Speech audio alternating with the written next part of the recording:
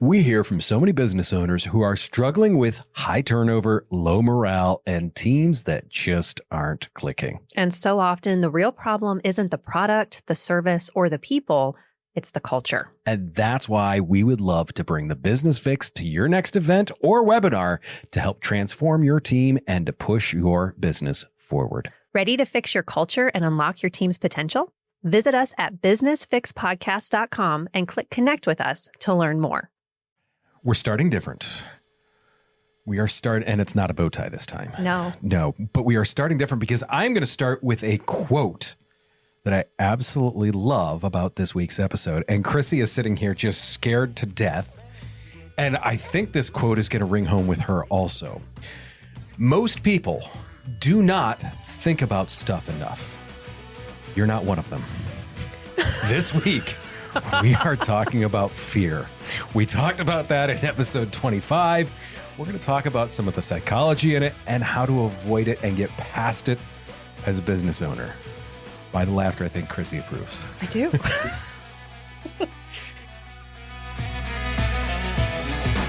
She's the CEO. He's the marketing and operations guy. If it's broken, you need the business fix.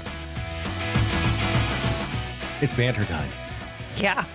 It's just, how the hell are we in December? It's holiday chaos. It's fourth quarter. It's the don't talk to me season.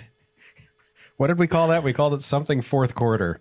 Something about off. Yes. Yeah. Yes, that's exactly what it is. Yeah. It was another F word. Don't ask me to do anything else. Not anything else. No. Like a one-legged man in a butt kicking contest. I'm glad I'm not in your industry. No. Hey, would you mind if? Yes, I would. And no, you cannot. That's how it works right now. Someone comes up to you just before they even open their mouth. Nope. Could we do? Mm-mm. How about new? No. Oh, let's try something new. No, we don't try anything new in December in our world. Let's try something new. Yeah. How about you shutting the hell up? Yeah. Walk away. Just walk away. How about you? You're feeling better. I'm getting there. Getting there. Still the problem is my November is now part of my December. No. And it's trying to catch up. It's trying to get organized. Yeah, it's just all and I do not like the holidays. Yes. I'm just not a fan. But there's some other work that we do with stuff. Like, I was filming for Black Friday because, I want to be in the mall. It took me 45 minutes to get out of the parking lot. That's how busy the mall was. So if you think retail's dead. Not on Black Friday. No, it is definitely not. That being said, fear was one of the things Did you experience it? Yeah. Black Friday shopping? Filming? Black Friday filming. I was Black Friday filming. I didn't buy anything. Gosh, no. I'm too cheap. On principle. No way. Right. I was getting paid to be there. Otherwise, there's not a snowball's chance that I was going to be there. I did have a great fear of being there. Was a big piece of that. Yeah. Do you like my segues? I do. Good segue. We want to talk about how it holds us back. It's a destructive mental game. I like how to put this.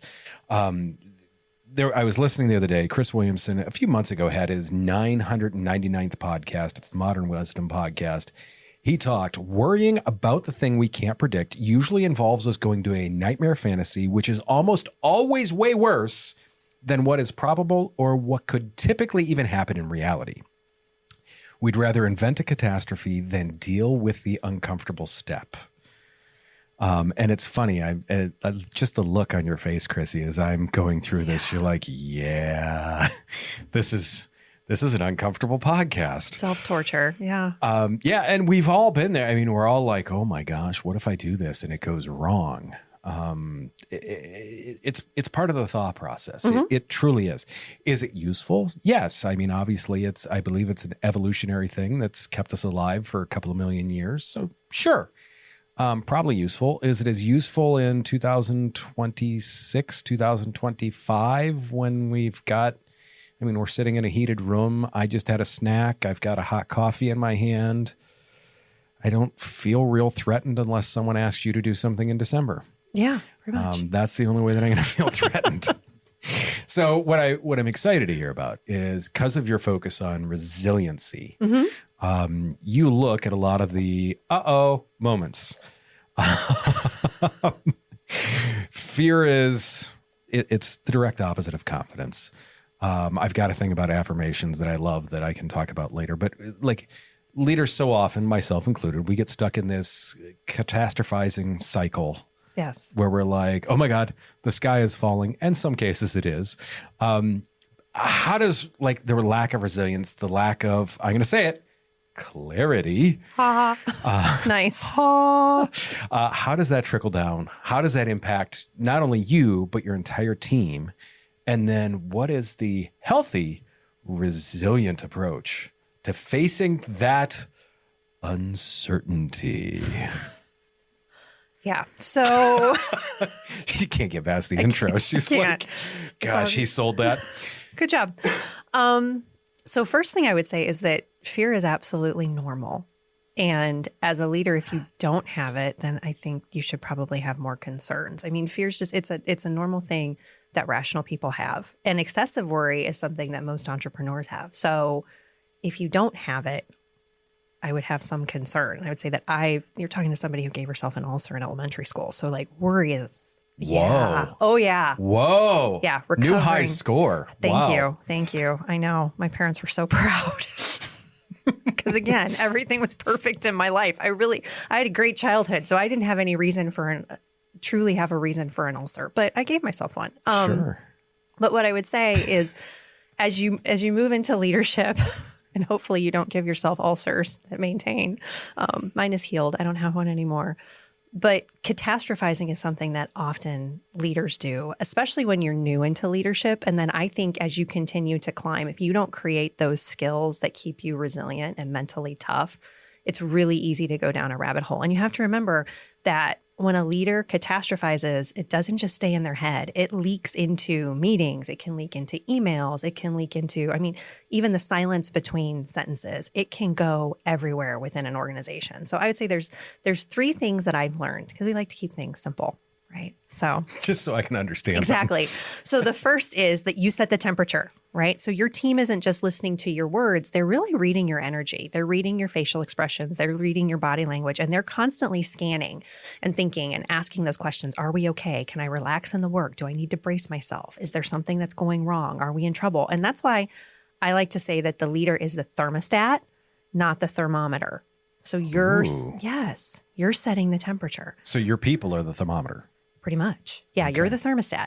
So if you're running hot, if you're anxious, if you're overwhelmed, if you're spinning and creating stories for yourself, the team's going to heat up right alongside of you. Your panic becomes their panic because they're going to match your energy. And then when fear sets in that temperature, everything then becomes reactive. So small problems start to feel like really big ones. Progress stalls while people are waiting in the room for everything to cool down, or they're waiting to see how's the reaction going to go. So your steadiness doesn't just impact the vibe of where things are, it drives the entire pace and confidence of your team. So you are the thermostat. You set the temperature. That's number one. If you appear in mode. Not mode. Mode is fine. Mode is, hey, we got to do something. Okay. It's the O mode. Oh. Yes. Okay. There's a difference between urgency and panic. And sure. I think I agree. Yeah. And a lot of times I think business owners think everything is urgent, everything is important. No, it's not. It's not. And if that is how you're running your life, you better name your ulcer because it's not going anywhere. I was about to say, name your ulcer Chrissy. No, not Chrissy. So the second thing I would say about navigating fear is that you don't have to have all the answers, but you do need to stay grounded. Yes. Yeah. So, you have to remember that resilience doesn't mean pretending everything's fine. We're not that dog in the bar. We're not that meme. It really means standing in the unknown and saying, this is uncomfortable, but I can separate what's real from what's imagined. What are the current facts? What is the current situation? And then I can take the right next step and I can lead myself through this because your team doesn't expect perfection from you. They expect presence. They need your brain. They need your calm. And they want to know that even when the path is unclear, you're not going to spiral and drag them with you. Because that's the other part. Don't drag your people into your fear spiral. don't do it. Can I touch on your team doesn't expect perfection? Yes. Oh my God, my team does not. They catch my screw ups all of the time. And you need to tell them thank you, because that's really why you pay them. 100%. I hate it when I see people that are like, they get all grumpy when someone catches their no. Thank you. Yes. Thank you. Glad. Thank you. That's why. Yes. Well, and even if they're willing to help catch your mistakes, then they're also going to be willing to help make you better. And that's the other 100%. part is I want team members, I want to say like a third of the team is there to prevent me from doing something dumb. I really do think that. Manny, my assistant especially, she is there to make sure I don't do anything I think terrible. It's more half my team, but yeah, That's sure. okay. We need more resources to. Yes. So, and then the third thing I would say about, navigating fear and using resilience is that resilience isn't loud, it's measured. Ooh, I like that. Yeah. So resilient leadership isn't about big speeches. It's not about taking heroic action. It's not about always being the hero. It's really about modeling calm clarity when things feel shaky. I wanted to get my cape out. No. Damn. No. Cape is silent. So really resilient sounds like, as you're dealing with fear, here's what I know, here's what I don't know, and here's what we're going to do next. And that kind of leadership doesn't just stabilize, it helps build culture and it helps build momentum in the organization. Because when leaders model that clarity over catastrophe, it gives permission for the whole team to breathe, which is good. Your team needs oxygen. They do. They do. They do. That's. Yeah. So I would say too, resilient leaders, they don't just power through the storm. They plan through it. They breathe through it. They teach each other and teach others how to do the same. And they don't have to be unshakable. And that's, I think, oftentimes as entrepreneurs, especially when we're new to having a team, we think that we have to appear bulletproof to the people that are around us. And that is just, it's not true. You have to just be grounded enough to remind your team that you've got it.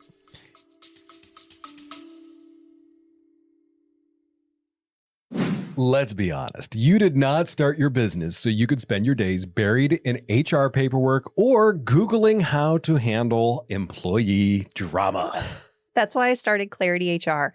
We're your fractional HR team, giving you real people, real support, and real solutions. Whether it's compliance headaches, hiring struggles, or just needing someone to take the people stuff off your plate, we've got your back. So if you're ready to stop using duct tape and hope as your HR strategy and finally get some peace of mind, head over to clarityhr.com. That's clarityhr.com. Simple, clear, and here to help. I'll give you a few seconds to go to the website while we get ready to get back to the show.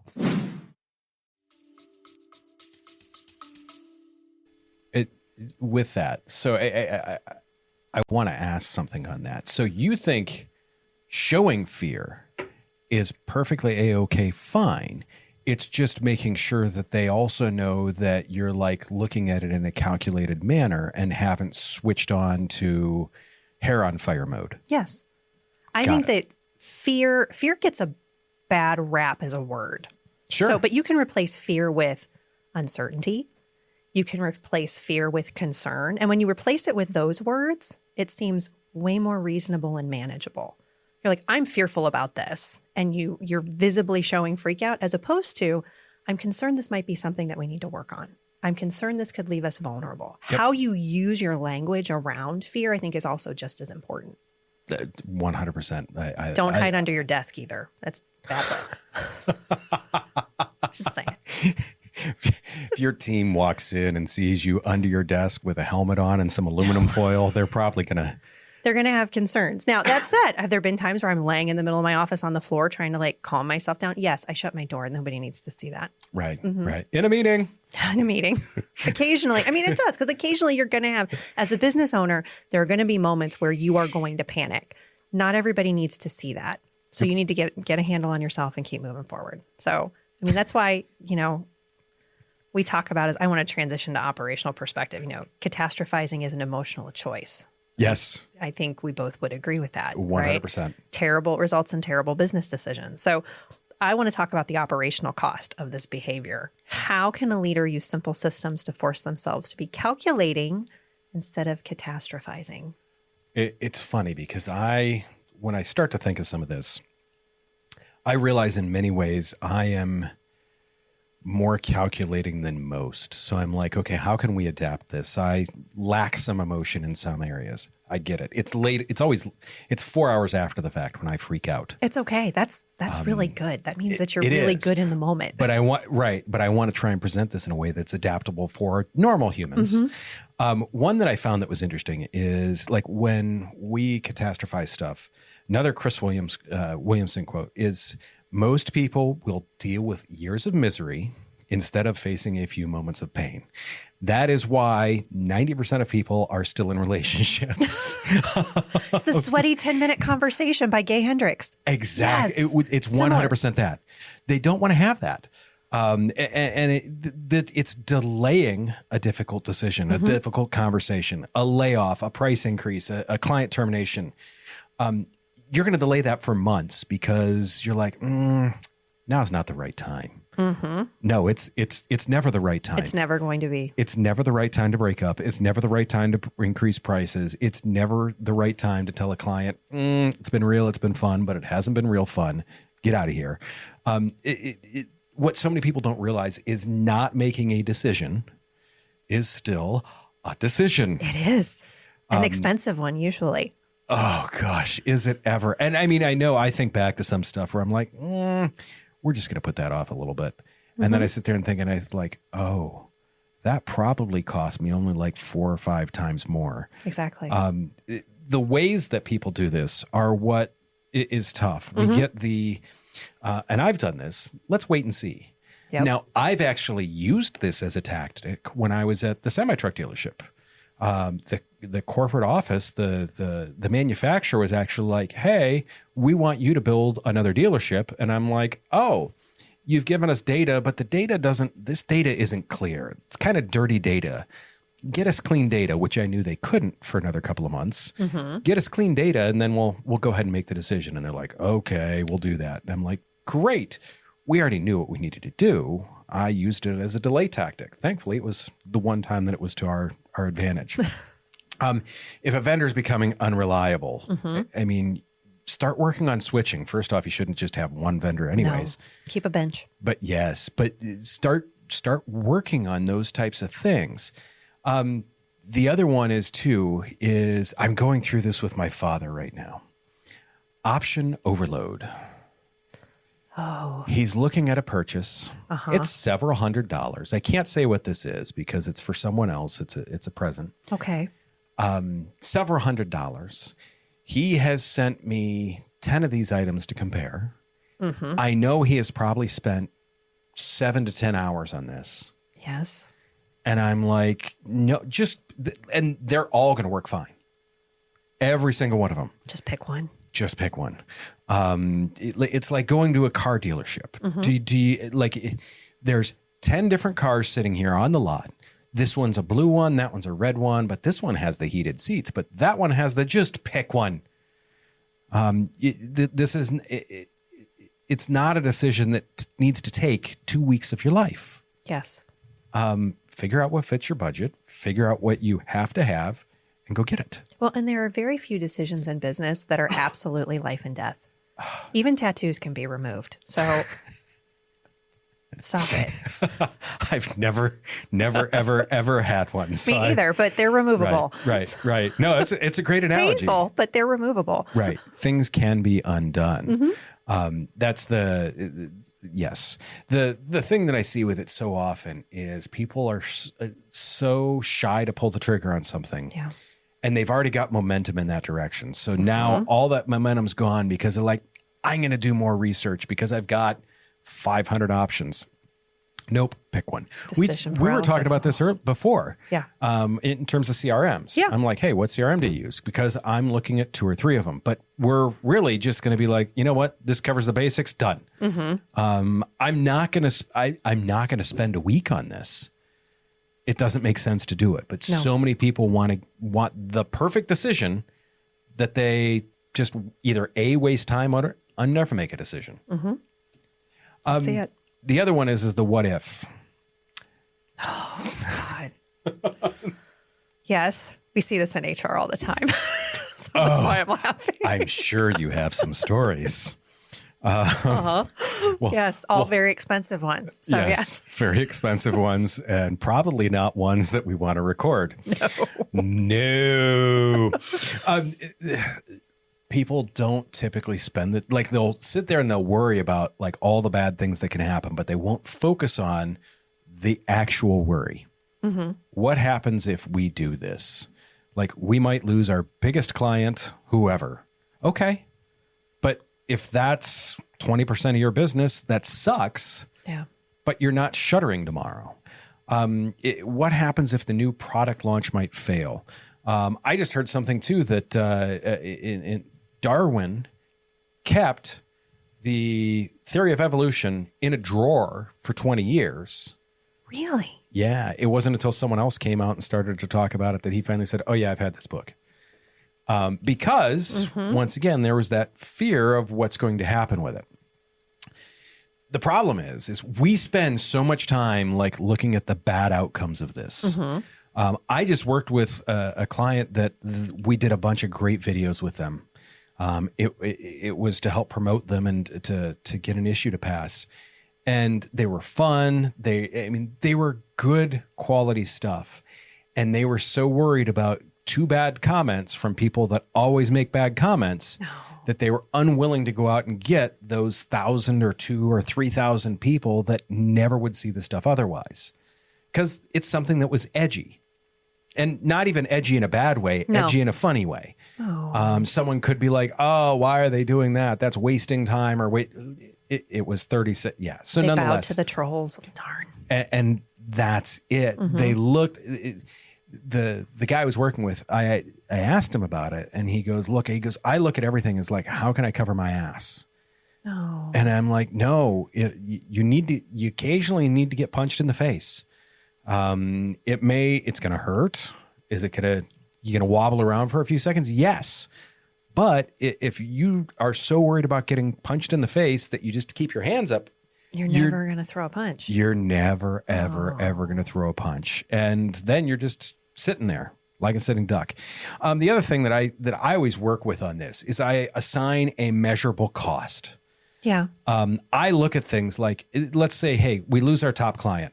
What is that? Is it 10% of the business? Well, okay. When you add that up, okay, that's a shot to the business. Exactly. But I mean, it's not crushing. No, can you quantify it? Because I think often we overestimate what that actual number is. There's a lot more feeling to it than there is fact to it. And I would say too, going back to what you were saying about, defining the worst probable outcome, is I think often we are always good to plan for when things go wrong. But I think as a business owner, especially, we need to plan for when things go right, because you will die from success just as likely as you will die from failure. Actually, more from success. It's more likely that you're going to die from success than you are going to die from failure, because it can crush you very quickly. It's like, what happens if no one buys our product? Well, what happens if everyone buys your product too? Like, you need to think like, you should never have the mindset, holy shit, it worked. Yes. Agreed. You should go into it with the confidence. Yes. That you expect it to work. Exactly. It's funny. I'm going to go back to the affirmation saying, and I heard Jimmy Carr, the comedian, say it. And he kind of pulled it from Alex Hormozy, but he said, he goes, you do not gain confidence from shouting affirmations in the mirror every morning. You gain confidence from doing the thing and proving with irrefutable proof that you can do it. And that's where this comes in. You can prove that you can do it. And if you didn't do it, guess what? You reset. And the next step that I have is creating a mitigation plan. Yes. So that way, when it doesn't work, now, just like what we've talked about in preparing for like stuff to go sideways, preparing for the client to leave, preparing for a vendor to collapse, when you've created those mitigation plans, when you look at it, you're like, oh, okay, first off, this didn't 99.9% of the time, it is going to go a quarter sideways than you think it will. Yes. You're thinking this is going to be the full 360 burning into the wall. You're going to spin out. You're going to look around. You're going to be like, okay, not a big deal. Anyone see that? Look both ways, get back on the road. If you've got that mitigation plan, yes, you know what the actual cost is, and then you can start to take those steps as soon as you start to see it go sideways. The one that, like I said, if it's something that could lose a big customer, you look at, like, as you do that, you ramp up lead generation. Yes. Oh, hey, we could lose someone in this. Guess what? We should probably go find more other someones. Yes. Or if you want to have steady growth year over year, you should be doing that anyway. Yes. I think often, especially when you're new to building your business, it's easy to turn things on and off as opposed to maintaining and remembering that, momentum is okay. And something that I'm working on with my business coach right now, as I told her, like, I'm struggling in trying not to control freak my momentum. Like, there is a certain speed that I am ready to move at. And I feel like I'm getting pulled a little bit faster, and I need to do a good job of not freaking out and pulling everything back because I've built a team that knows what they're doing. How did you say that again? Control freak my momentum. Once again, yes. I think me sitting across the table, I can speak for our audience in saying you are the only person I would ever expect to say those words together. That's 100%. That's a Chrissyism. Maybe it is, but it's how do you, even as you're maintaining, whether you're building something or you're maintaining a level of success or you're moving and you're accelerating up your own success spiral, how do you not freak yourself out and pull yourself back down? Because that's the other part. When things start to get uncomfortable and we start to move into a level where we haven't been before, it's easy to shrink. And so that's where I'm like, don't shrink. And don't shrink the people around me. Because that's the other part, is what we've been doing this year at AUI and Clarity is really building capacity and adding additional team members who can really help with key things that are no longer within the absolute claw of my control. And so I'm having to do this and release my hand from everything when I really just want to pull it back because it's safer when I'm just doing it, but it's also a lot slower.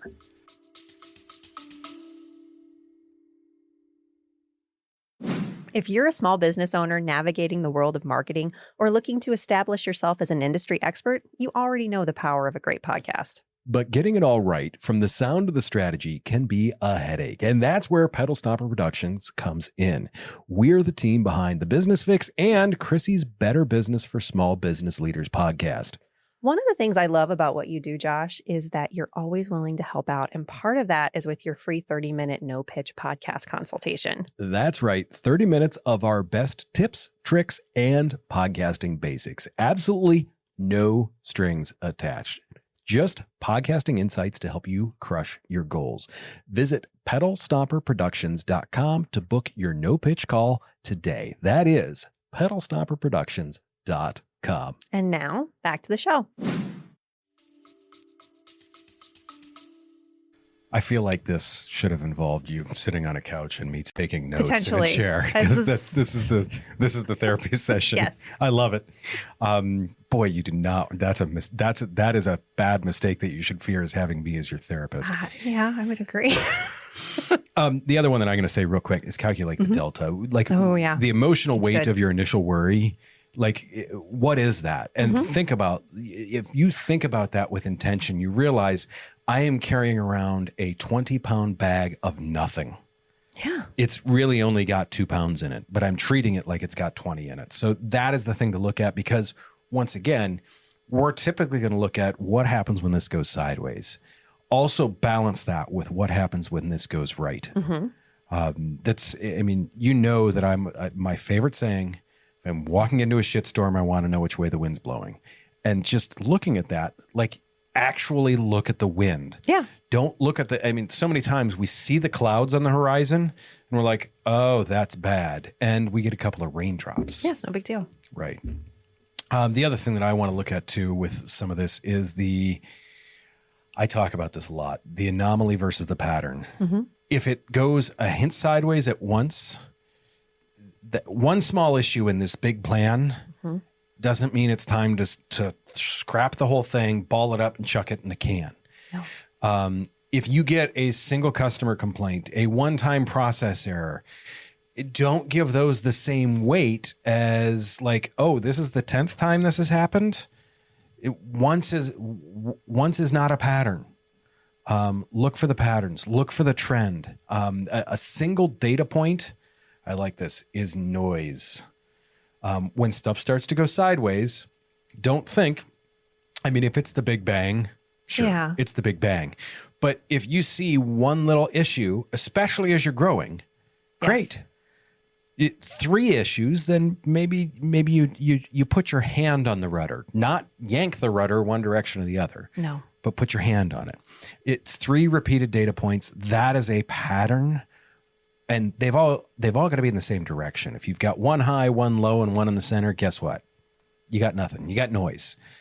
The other thing that I want to talk about with data, anxiety is not data. You really do sound like a therapist right now. You're right. Right. You're 100%. Right. This going right or wrong doesn't directly correlate with the number of Xanax you've taken this week. No. There's other things that you could have going on. There's all sorts of other things. You have to wait for the data to confirm the pattern before you act. Oh, and I think for those of us who are recovering perfectionists, this anomaly versus pattern it can be difficult to master at first. Oh, it's because you have tough. to sit there. You're like, I'm getting criticism. And it's like one troll on the internet. It's like instead of saying, oh my gosh, you should be saying congratulations. Someone is annoyed enough to pick at you. It's okay. That means you're growing. I used to love that. I still get anxiety around some of it. So I have to keep telling myself it's okay. You have dignity. I do not. We're just going to call that one what we see it right now. Chrissy has dignity. Josh does not. That is the difference in how we handle these things.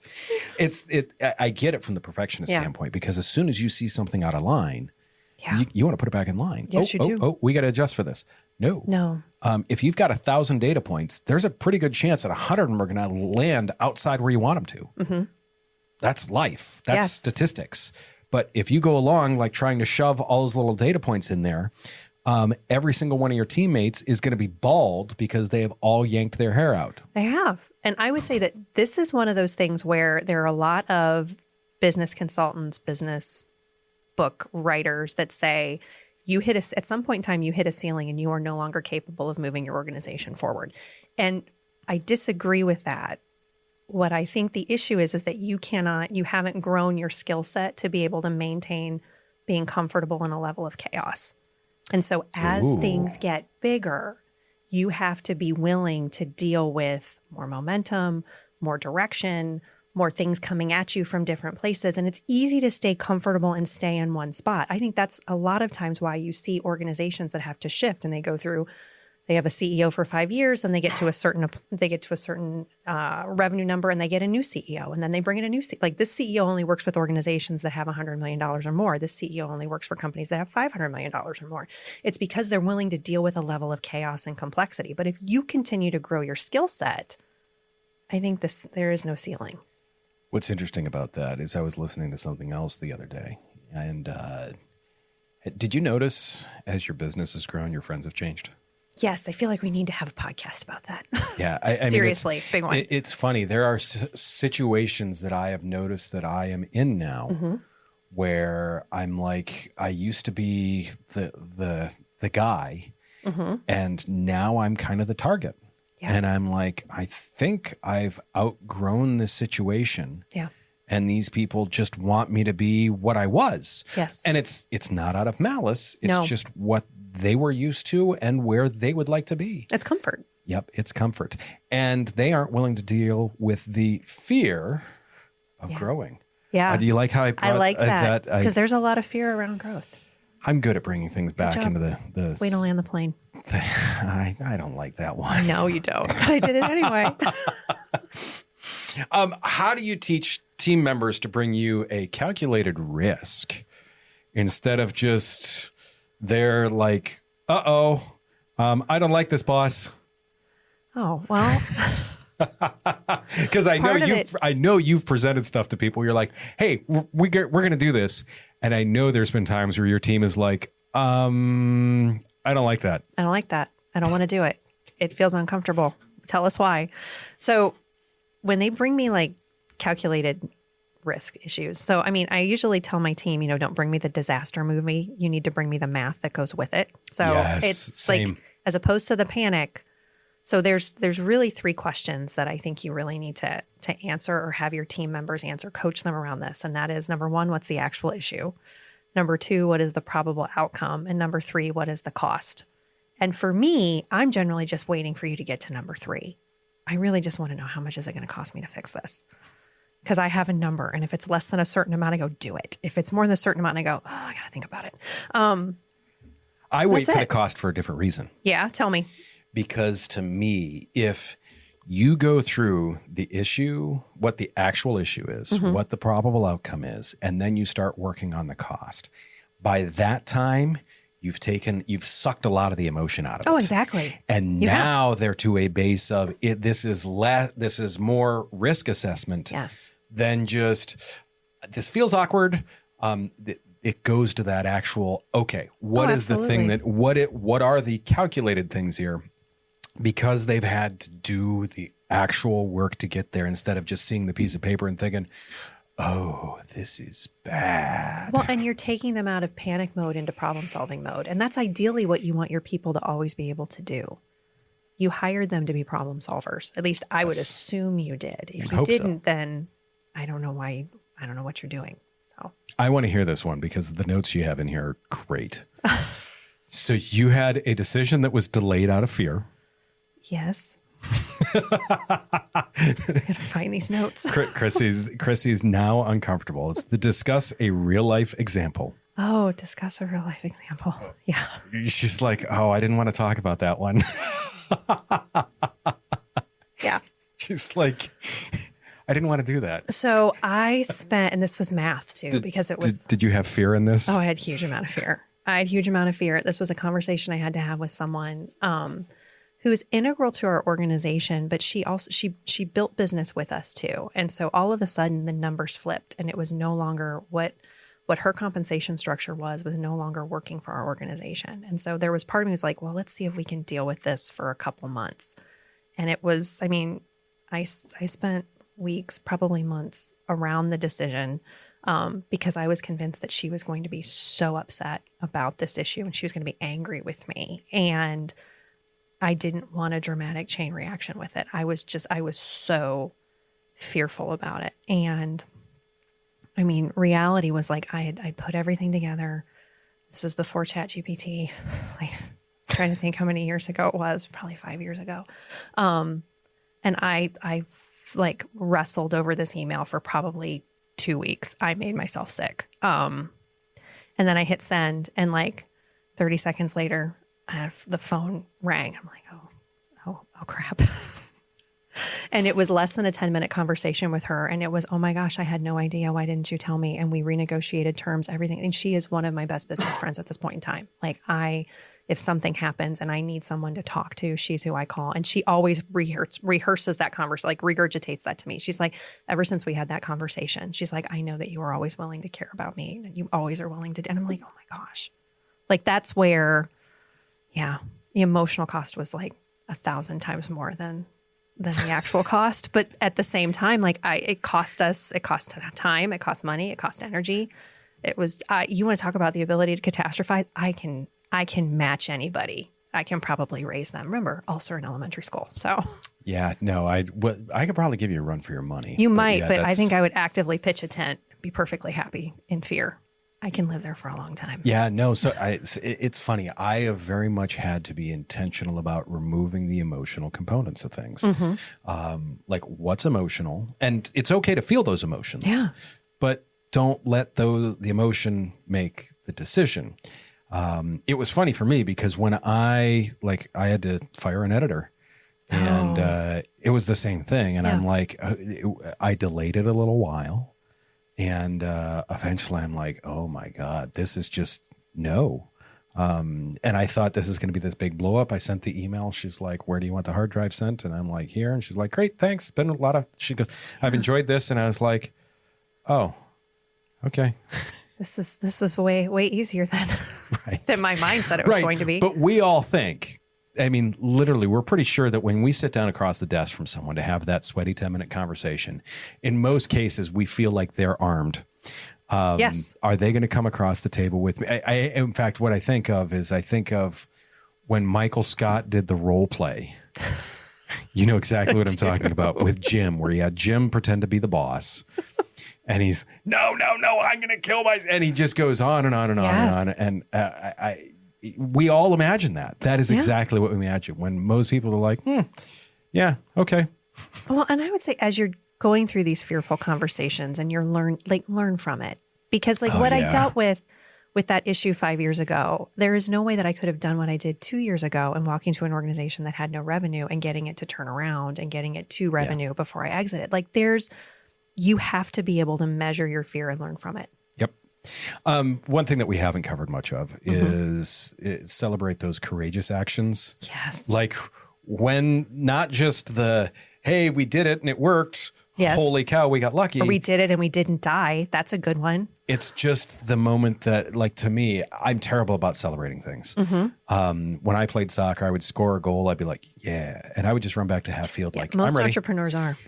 So to me, to say, look, we're starting this. Make a big deal about starting something. Yes. Don't wait until it's gone good or bad. Or when you start, celebrate that. Celebrate starting. Celebrate the people involved with starting. Well, and I would say success is great, but courage is really what builds your momentum. Yep. And so you need to be able to reward and incentivize those team members who are being courageous, because that takes a lot of fortitude and momentum, especially when they're dealing with their owner or their boss.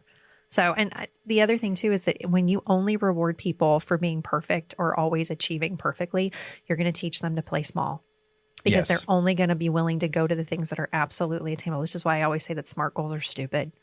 I hate them. They kill vision. Celebrate trying. Yes. But celebrate it as the try is happening, not don't wait for the outcome. Yes. To wrap all of this up, to go back just half a step. Yeah. When you talked about living in the fear, one of my other famous sayings is when my esophagus and large intestines have swapped places. Yes, that's true. So we have all had. The other one that I use on the motorcycle is I didn't need a seatbelt. I had a firm grip on the seat. To wrap this all up and stop with my 9-year-old analogies, actionable steps. For me, one is name the fear, calculate the cost. Stop saying it could be a disaster. Instead, write the most probable worst case scenario is X. Yeah. And when you say most probable, put okay, this is where we could land. Not a big deal. Yeah. I would say be a thermostat. Remember from number one, as the leader, you set the temperature. So remember to model what you want to see in your team. Love it.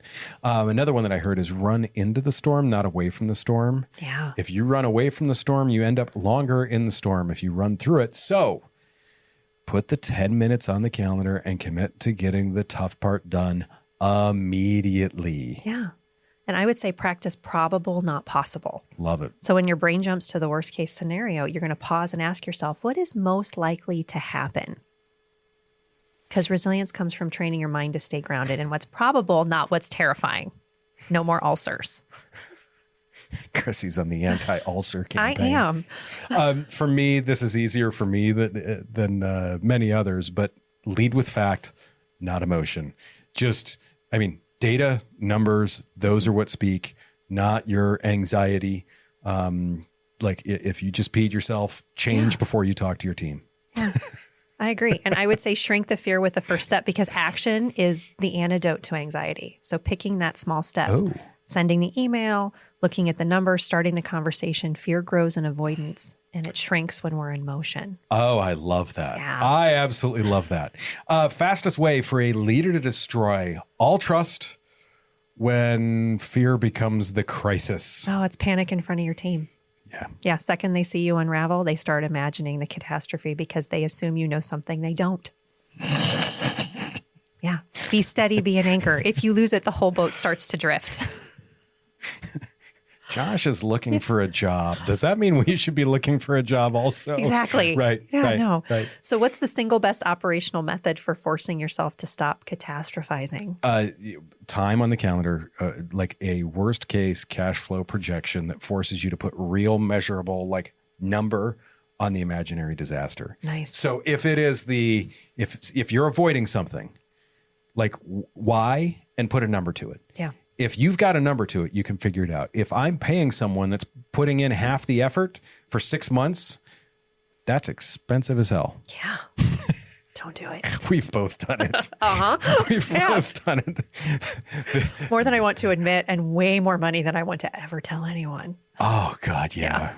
When you're like, how many numbers are left of the decimal point? Damn it. Yeah. That's my retirement. Yeah, I don't want to. Yeah, we can talk about $1,000,000 mistakes, multi-million-dollar mistakes another day. Yes. Well, before Chrissy and I start to cry at the end of this episode, thinking about those types of things, we definitely really appreciate all of you guys. To me, it's trade your nightmares for spreadsheets. Ooh, yeah. Chrissy, once again, thank you. The insight, stories, and everything like that, and the resiliency that you have with us is awesome, and the clarity at which it's presented. I'm getting better at this. You are. This is good. Do me a favor. Do us both a favor. Hit businessfixpodcast.com. Follow us on all the social medias at The Business Fix. We've had a pretty good run on Instagram recently. Yeah, it's been awesome. It's been fun. Yes. Review, subscription on any of the podcast platforms. We'd greatly appreciate.